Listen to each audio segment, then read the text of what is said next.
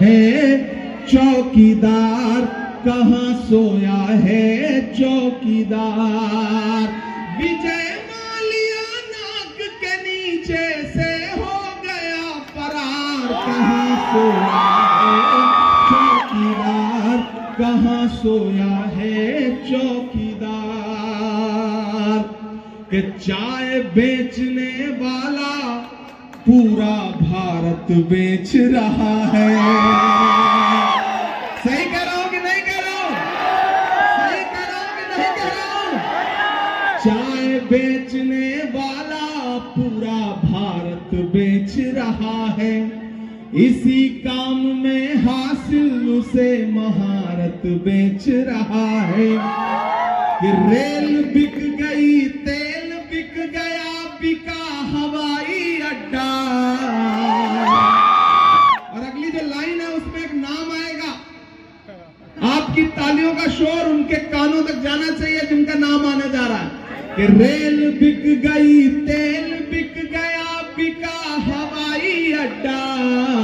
सब कुछ बिकता देख के खुश हैं अपने जेपी नड्डा।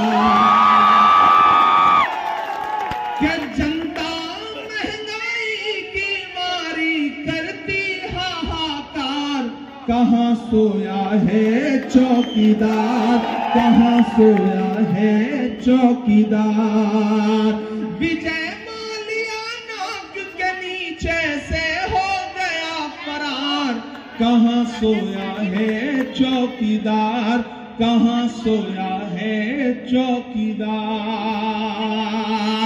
सिलवासा वालों, दादरा नागर हवेली वालों, मैंने कहा ना मैं पहली बार आया हूं लेकिन आखिरी बार नहीं आया हूं।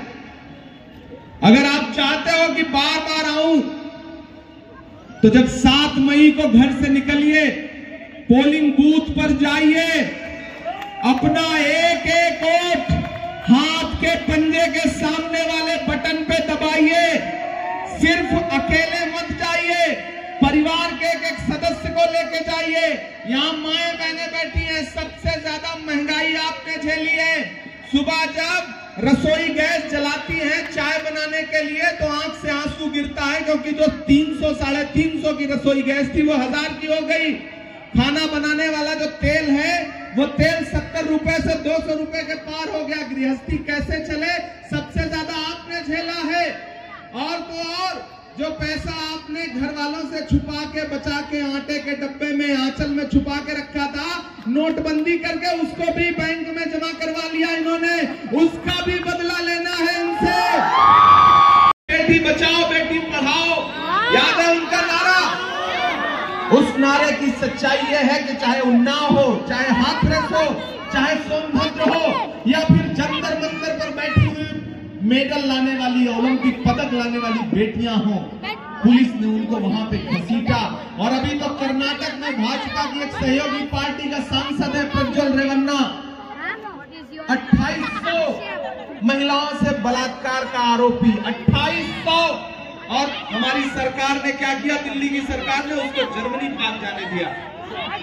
तो बेटी बचाओ बेटी पढ़ाओ का नारा हो, बहुत हुई महंगाई की मार, अब की बार मोदी सरकार यह नारा हो, सारे नारे झूठे साबित हुए हैं। इसलिए साथियों मैं आपसे कहना चाहता हूं कि ये चुनाव कांग्रेस की गारंटी कार्ड का चुनाव है। ये देखिए इधर गारंटी कार्ड और 5 न्याय। पहला न्याय क्या है? हिस्सेदारी न्याय। ये आदिवासी समाज का राज्य है, केंद्र शासित प्रदेश है। आपकी जंगल और जमीन छीनने का जो साजिश किया जा रहा है उसका बदला लेने का वक्त आ गया है। कांग्रेस पार्टी कह रही है कि हम अपने आदिवासी भाइयों को, भाजपा वाले तो आदिवासियों को आदिवासी तक नहीं कहते, वनवासी कहते हैं। वनवासी कहने के पीछे जो उनकी साजिश है उस साजिश को समझिए। वनवासी का मतलब है कि आप बस जंगल में रहो, शहर में आपका कुछ नहीं है। लेकिन कांग्रेस पार्टी कहती है कि आप आदिवासी हो, आप यहाँ के मूल निवासी हो, यहाँ की जमीन पर, यहाँ के जंगल पर सबसे पहला हक आदिवासी भाइयों का है, ये कांग्रेस पार्टी कहती है। और हम उनको इंसाफ देने का काम करेंगे। दादरा नागर हवेली में जो भी औद्योगिक विकास हुआ है उसको कांग्रेस पार्टी ने किया। आज हालत यह है कि यहाँ जो उद्योग लगे हैं उसमें नौकरियों के लिए भी आपके लिए कोई रास्ता नहीं छोड़ा है प्रफुल्ल पटेल जी ने और केंद्र की सरकार ने। तो मैं आपसे कहना चाहता हूं सिलवासा वालों कि अजीत भाई शरीफ आदमी है, इनके पिताजी को आप जानते हैं, उनसे आपका विरासत का रिश्ता है, ये अपने पिता की विरासत को आगे बढ़ाने के लिए आए हैं। तो मैं आपसे अपील कर रहा हूं कि अजीत भाई को देखिए और जब 7 मई को बूथ पर जाइए तो एक चीज का ध्यान रहे कि कांग्रेस पार्टी को हाथ के पंजे को दिया गया आपका एक वोट सिर्फ इनको नहीं मिलेगा, मोहब्बत के उस मसीहा को मिलेगा जिसका नाम राहुल गांधी है। कोविड वैक्सीन के बारे में लंदन में इतना बड़ा खुलासा हुआ, वैक्सीन बनाने वाली कंपनी ने खुद माना कि इस वैक्सीन के साइड इफेक्ट हो सकते हैं। मैं 2 साल से मेंबर ऑफ पार्लियामेंट हूं। जब पहला मामला आया था देश में, जब पहली हार्ट अटैक से मौत हुई थी जिम करते हुए एक बच्चे की, तो उस समय आज से 1.5 साल पहले मैंने पार्लियामेंट में इस मुद्दे को उठाया था। लेकिन ये सरकार सिर्फ एक मुद्दे पर काम करती है, चंदा दो धंधा लो। इन्होंने वैक्सीन बनाने वाली कंपनियों से चंदा लिया, ऐसी कंपनियों से चंदा लिया है कि जिस दिन ये सरकार नहीं रहेगी और इनके भ्रष्टाचार के खुलासे होंगे तो इनके चेहरे से जो नकाब उतरेगा तो पूरी दुनिया हैरत में पड़ जाएगी। ये जो लबादा ओढ़ के घूमने वाले लोग हैं, जो 2014 में नारा दे रहे थे कि भाइयों बहनों, आप बहुत समझदार लोग हैं, नाम मत लो, बस उनका एक जुमला दोहरा दो, आप समझ जाते हैं। ये सिलवासा के लोग हैं, मैं नाम नहीं लूंगा, नहीं आप जान जाएंगे कि मैं प्रधानमंत्री नरेंद्र मोदी जी की बात कर रहा हूं। भाइयों बहनों, यही था ना नारा, मुझे देश के खजाने की चाबी सौंप दो, मैं देश नहीं लूटने दूंगा, मैं चौकीदारी करूंगा। अब मेरा मन करता है मैं उनसे पूछूं कि कहां सोया है चौकीदार। ऐसे खामोशी से सुनेंगे तो काम नहीं चलेगा।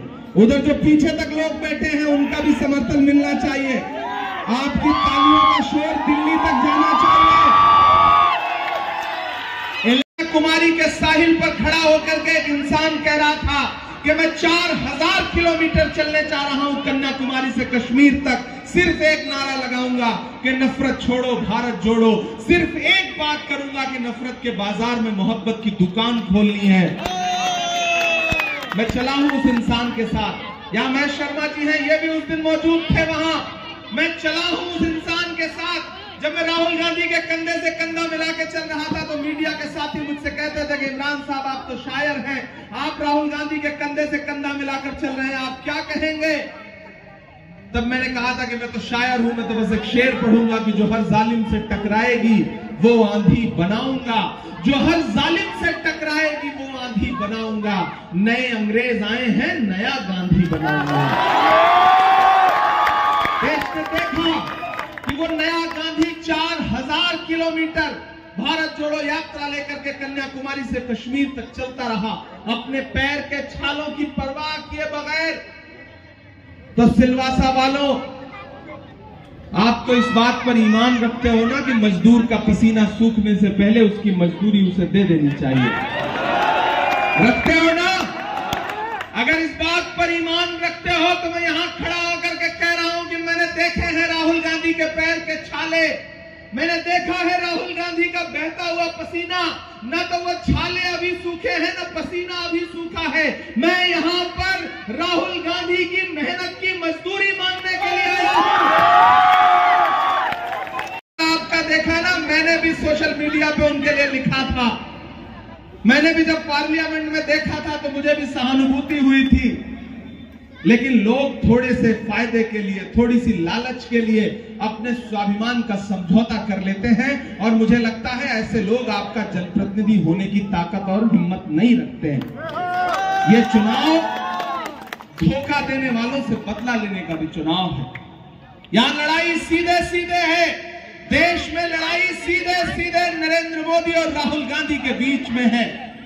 और आपको तय करना है कि 10 साल जिन्होंने आपको जुमला दिया उनके लिए खड़ा होना है, या फिर उस इंसान के लिए खड़ा होना है जो देश के असली मुद्दों की बात करता है, जल जंगल जमीन की बात करता है, जातिगत जनगणना की बात करता है, हिस्सेदारी देने की बात करता है, किसानों को एमएसपी देने की बात करता है, जो युवाओं को नौकरी देने की बात करता है, जो कहता है कि जिस दिन कांग्रेस पार्टी की सरकार बनेगी उस दिन इस देश में जितने भी बच्चों ने एजुकेशन लोन लेकर पढ़ाई की होगी 15 मार्च 2024 तक के उनके सारे एजुकेशन लोन माफ कर दिए जाएंगे। ये कौन कह रहा है?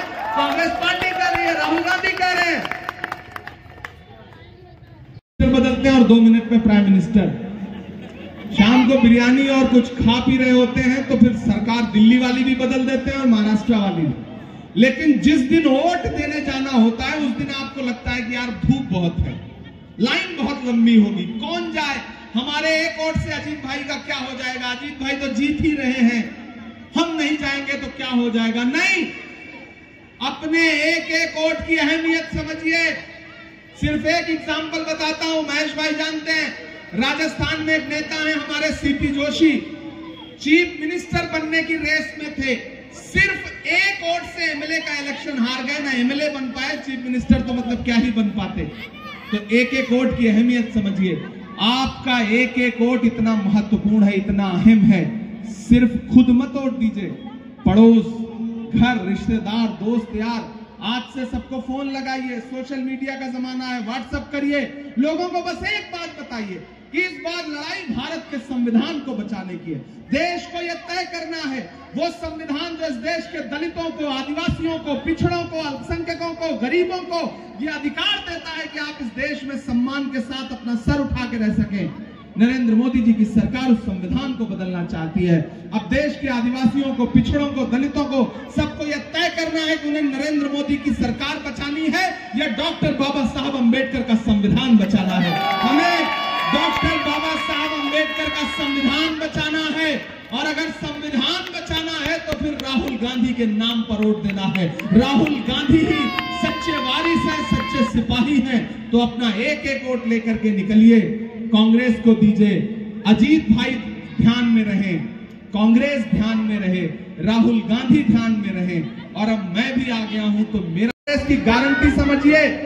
और जिस दिन 7 तारीख को वोट देना है ना, अगर घर वाला किसी और का झंडा उठाए हुए हो तो उनको बता दो कि आज से घर में खाना पीना बंद, सिर्फ वोट देना है तो अजीत भाई को देना है और किसी को देने से काम नहीं चलेगा। अगर आपने सोच लिया, आपने चाह लिया तो फिर अजीत भाई को कोई चुनाव नहीं हरा सकता है।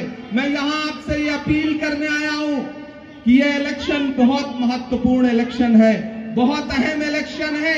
मैं हजारों किलोमीटर दूर से आपके सामने अजीत भाई के लिए हाथ फैलाने आया हूं। मैं चाहता हूं यहां मौजूद एक एक आदमी अजीत भाई के लिए अपना हाथ उठा करके समर्थन बताए, ये बताए कि आप सारे लोग अजीत भाई के साथ हैं, इनको वोट देंगे, बहकेंगे नहीं, बटेंगे नहीं। मेरे आने की लाज रखिएगा ना, और जोर से बताइए मुझे, मेरे आने की लाज रखिएगा ना, अजीत भाई को जिताइएगा ना। हजार लोग इस जनसभा में मौजूद थे और जो जनता का उत्साह है वो ये बता रहा है कि इंडिया गठबंधन के प्रति जनता का रुझान है। और मुझे पूरा विश्वास है कि 7 मई को दादरा नागर हवेली, सिलवासा जो है वो हाथ के पंजे के सामने बटन दबाएगा, कांग्रेस का सांसद चुनेगा। बार आया हूं लेकिन जनता का उत्साह बता देता है कि जीत किसकी होने जा रही है। भाषणों पर बजने वाली तालियां बता देती हैं, जो स्वतः बजती हैं। हमारी जनसभाओं में लाए हुए लोग नहीं हैं, आए हुए लोग हैं, स्वतः आए हुए लोग हैं। वो ये बता रहे हैं कि जीत यहाँ किसकी होने जा रही है। दादरा नागर हवेली, मैंने कहा ना, यहाँ के प्रशासक से उबा हुआ है, उनके भ्रष्टाचार से उबा हुआ है, उनसे मुक्ति चाहता है। और उनसे मुक्ति तभी मिल पाएगी जब सेंटर में इंडिया गठबंधन की सरकार बनेगी। इस बात को दादरा नागर हवेली समझती है। तो व्यक्ति अपनी विचारधारा से समझौता कर ले, स्वाभिमान से समझौता कर ले, मैं उसे मजबूत नहीं मानता हूँ। मुझे याद है स्वर्गीय मोहन जी ने आत्महत्या की और उसके बाद पूरे दादरा नागर हवेली ने बहुत ही संवेदना के साथ उनको विजयी बनाया था उपचुनाव में। लेकिन जिन मुद्दों पर उन्होंने वोट मांगा था उन्हीं मुद्दों को तिलांजलि देकर के उन्होंने भाजपा के साथ जाना कबूल किया। इस बात को लेकर के व्यापक गुस्सा है यहाँ पर दादरा नागर हवेली में। यहाँ के आदिवासी, यहाँ के दलित, यहाँ के अल्पसंख्यक, यहाँ के गरीब, यहाँ के पिछड़े सब इस बार संविधान और लोकतंत्र बचाने के मुद्दे पर वोट देंगे। कौन मजबूत है, कौन कमजोर है, इसका फैसला 7 मई को हो जाएगा। कांग्रेस पार्टी के मैनिफेस्टो आपने पढ़ा है? नहीं पढ़ा है। कांग्रेस पार्टी के मैनिफेस्टो में ऐसा कुछ नहीं लिखा है। मैं कांग्रेस पार्टी की मैनिफेस्टो कमेटी का मेंबर हूं, मैं सदस्य हूं। प्रधानमंत्री जी झूठ बहुत शानदार बोलते हैं, निहायत झूठे व्यक्ति हैं, और ये झूठ उन्होंने इसलिए फैलाया ताकि देश में मुद्दों से ध्यान हट सके, लेकिन उनका ये दांव फेल हो चुका है। कल उन्होंने एक भाषण में कहा कि कांग्रेस की सरकार बनेगी तो आपकी भैंस छीन लेगी। अब प्रधानमंत्री की भाषा है ये, उनके पद की गरिमा के मुताबिक उन्हें बात करना चाहिए। ऐसा कुछ नहीं लिखा है। कांग्रेस का मैनिफेस्टो उठाइएगा तो उसमें न्याय की बात है, गारंटी की बात है, इस देश के युवाओं को, महिलाओं को रोजगार की।